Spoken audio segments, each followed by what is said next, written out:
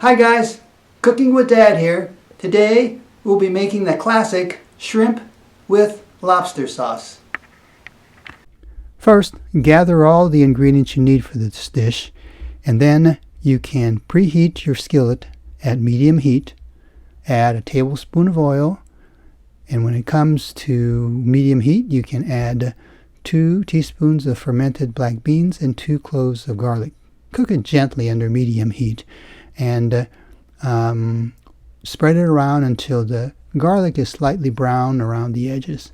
And then add your ground pork and saute that until it's done. Try spreading that out too on the skillet so that it cooks in finer grains, not clumps.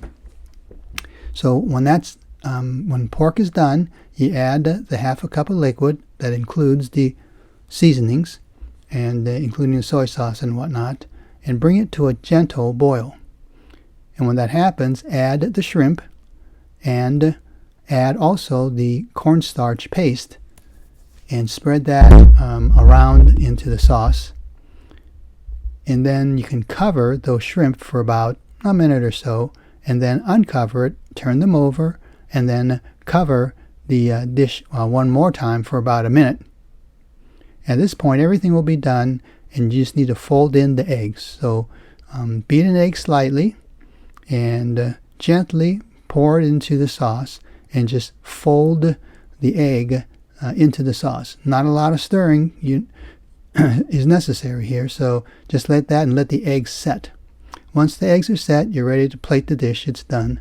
So plate that. You can serve it with rice and vegetables, and you can also garnish this dish with chopped green onions if you like. So thank you for watching Cooking with Dad. Check out cookingwithdad.net.